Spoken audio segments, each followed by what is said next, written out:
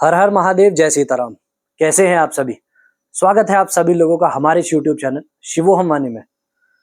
तो जैसा कि आप सभी लोग जानते हैं कि भगवान शिव जी को दयालुओं से भी दयालु, परम दयालु कहा गया है। भगवान शिव जी परम दयालु हैं। उनसे बड़ा दयालु कोई नहीं, उनसे बड़ा दानी कोई नहीं, उनसे बड़ा मंगलकारी कोई नहीं। तो आज के इस वीडियो में हम यही जानने वाले हैं कि भगवान शिव जी मनुष्य का भाग्य कैसे बदल देते हैं। यदि हम उनके प्रति कोई कार्य करते हैं तो भी हमारा भाग्य बदल जाता है, और यदि हम नहीं भी करते हैं और भगवान शिव जी हमारा भाग्य बदलना चाहे तो किस प्रकार से हमारा भाग्य बदलता है। आज की इस वीडियो को हम जानेंगे स्कंद पुराण की एक बहुत ही लोकप्रिय कहानी के माध्यम से। तो प्रारंभ करते हैं आज का ये वीडियो। तो जैसा कि आप सभी लोगों को हमने बताया कि भगवान शिव जी, और आप भी जानते हैं कि भगवान शिव बहुत दयालु हैं। एक लोटे जल से मात्र भगवान शिव पता नहीं अपने भक्तों को क्या से क्या दे डालते हैं। तो ऐसी ही एक कहानी है स्कंद पुराण के प्रथम खंड की, एक जुआरी की। एक समय की बात है, एक जुआरी था। उसको मतलब ये समझिए कि हर प्रकार का जो एक तामसिक कार्य होता है वो उसमें संलग्न रहता था। जैसे कि जुआ खेलना और मदिरा पान करना, वैश्यावृत्ति करना, जितना भी तामसिक कर्म है वो उन सब में संलग्न रहता था। उन्हीं कार्यों को वो किया करता था। एक दिन जब वो जुए से जीती हुई रकम लेकर किसी वैश्या के पास जा रहा था उसको देने के लिए, उपहार में देने के लिए, तो जब वो बहुत तीव्रता से भाग रहा था तो उसके कदम लड़खड़ाए और वो धरती पर गिर गया। और जब वो गिरा, भगवान शिव जी की कृपा से उसकी बुद्धि में ऐसा असर पड़ा कि वो ये सोचने लगा कि मैं अपने जीवन को एक किस मार्ग में ले जा रहा हूँ, किस दिशा में ले जा रहा हूँ।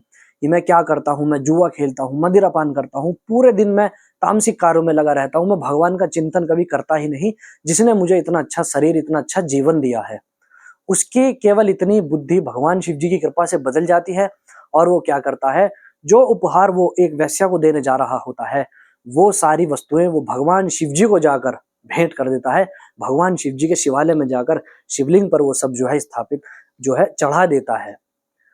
और उसके पश्चात क्या होता है, थोड़े ही समय पश्चात उसकी मृत्यु हो जाती है। यम के जो गण होते हैं वो उसे लेने आ जाते हैं, यमराज के जो गण होते हैं उसे लेने आ जाते हैं उसके मृत्यु के समय में। तो जब उसे यमराज के सामने पेश किया जाता है तो यमराज ये कहते हैं कि तुमने पूरे जीवन भर बहुत कुकर्म किए हैं, बहुत पाप किए हैं, तुम्हें जो है अभी नरक भोगना होगा। तो उस जुआरी ने कहा कि ठीक है, मैंने पूरे जीवन भर सभी तामसिक कर्म किए हैं, मैंने बहुत पाप किए हैं, लेकिन यमराज आप देखिए कि मेरे जीवन में मुझसे कभी कोई पुण्य भी तो बना होगा।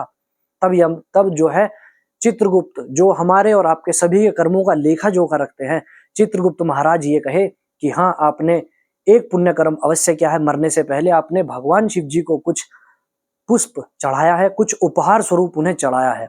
उस उपहार स्वरूप जो आपने चढ़ाया है उसके लिए आपको 3 दिन का स्वर्ग हम देते हैं। उस ज्वारी को 3 दिन का स्वर्ग का राजा बनाया गया। इंद्र की जगह उनको 3 दिन के लिए स्वर्ग का अधिपति बना दिया गया।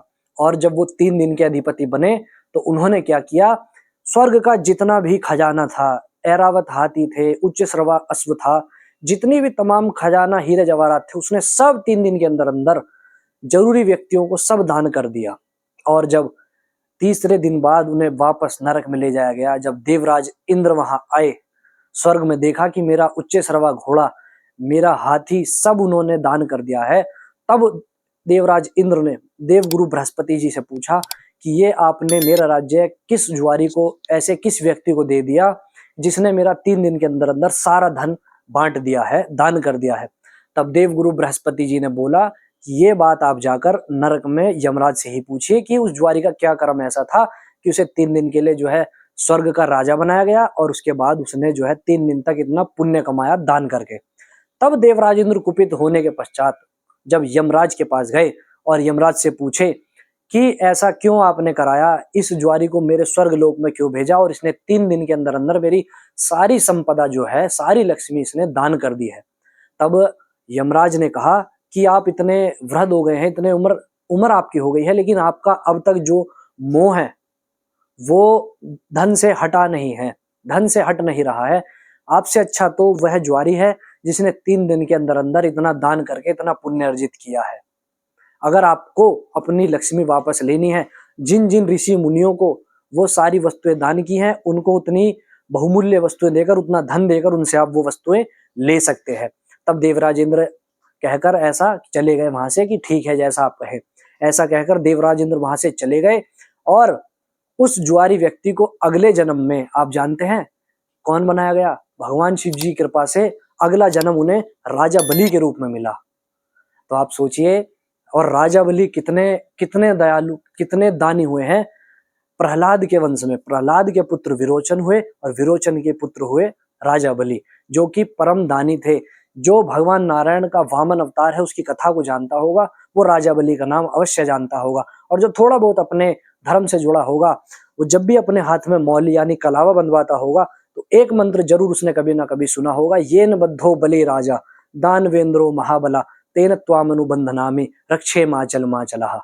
तो इस प्रकार से आप सभी लोग समझिए कि जब एक जुआरी को, जिसने ऐसे ही बस मन में भाव आने से जो उसके पास था धूल में सना हुआ वो भगवान शिव जी को दान में दे दिया और उसको 3 दिन का स्वर्ग का अधिपति भी बना दिया गया और अगले जन्म में राजा बलि बन के भगवान नारायण खुद उनके द्वारपाल बने, जब वो पाताल लोक में भेज दिया गया उनको पाताल लोक का अधिपति बनाकर। तो आप सोचिए, जब आप और हम भगवान शिव जी का नित्य प्रतिदिन पूरे भाव के साथ, पूरे श्रद्धा के साथ, पूरी विधि विधान के साथ यदि हम पूजन करें तो भगवान शिव हमें क्या नहीं दे सकते, कैसे हमारा भाग्य नहीं बदल सकते। थोड़ा विचार आप जरूर कीजिएगा इस वीडियो को सुनने के बाद, या यदि आपको इस पर विश्वास नहीं तो एक बार मेरे कहने से स्कंद पुराण के प्रथम खंड को आप जरूर पढ़िएगा, उसमें आपको ये कहानी जरूर मिलेगी। तो मैं आशा करता हूं कि आप सभी लोगों को इस कहानी का जो उद्देश्य है, जो मैं आप सभी तक पहुंचाना चाह रहा हूं, वो प्राप्त होगा और आप सभी लोगों को ये कहानी पसंद आएगी। और इस वीडियो को आप सभी लोग अपना प्रेम देंगे अधिक से अधिक, और इसको अधिक से अधिक लाइक करेंगे, शेयर करेंगे और कमेंट्स करेंगे, और हमारे इस यूट्यूब चैनल शिवोहम वाणी को अपना प्रेम दें, अधिक से अधिक इसे सब्सक्राइब करें। हर हर महादेव, जय सीताराम।